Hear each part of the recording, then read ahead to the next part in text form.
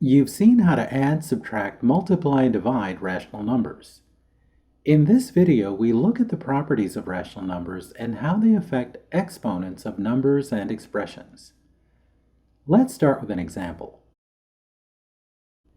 This is a right triangle whose legs are of length 1. Find the length of the hypotenuse d. Express the distance as an integer with a rational exponent. A right triangle has a 90-degree square corner. The side lengths that define the right angle are called legs. For this right triangle, the legs have a length of 1. According to the Pythagorean theorem, if a right triangle has legs of lengths a and b, and a hypotenuse of length c, the following is true. A squared plus b squared equals c squared. Let's plug in values from the right triangle. We get d squared equals 1 squared plus 1 squared. This becomes d squared equals 1 plus 1, which becomes d squared equals 2. To solve for d, take the square root of both sides, and we find d is equal to the square root of 2. Now, the square root can also be written as a rational exponent. In this case, d equals 2 to the 1/2 power. Let's look at another example. Find the area of this rectangle. Use expressions that have integer exponents to find the area. The area of a rectangle is the product of the length and width. This formula shows the expression for finding the area of this rectangle. Notice that there are two square root of 5 terms. We can rewrite the square root terms as integers with rational exponents, as shown here. When two exponential terms share the same base, you can add the exponents as shown here. The exponent simplifies to 1. An exponent of 1 doesn't change the value of the base. The expression simplifies to 2 times 5, which is 10. Let's look at a final example.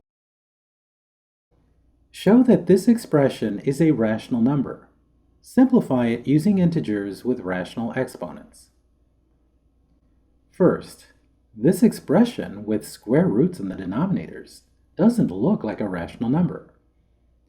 We start by writing each term as an integer with a rational exponent. We know that a square root can be written with an exponent of 1/2. But we also need to include a negative to indicate that the term is in the denominator.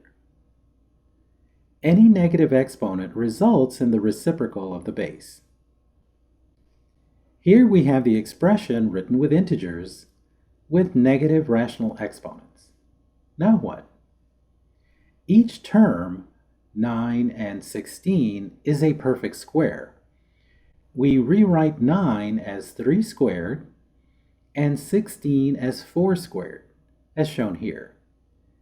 Each squared term is raised to the negative 1/2 power, which is rewritten as the product of the two exponents, as shown here. Notice that in each case, the exponents consist of a product of a number and its negative reciprocal. The product of each is negative 1, as shown here. 3 to the negative first power can be rewritten as 1/3, and 4 to the negative first power can be rewritten as 1/4. We now have a more familiar expression, the difference of two fractions. Find a common denominator, which for thirds and fourths is twelfths. We get 4/12 minus 3/12. The result is 1/12, which is clearly a rational number. Now, we could have simplified this expression at the start by finding the square root of the two numbers using a calculator to show that the result is a rational number. But this method shows how to work with integers with rational exponents. The techniques shown here will become useful as you progress further into algebra.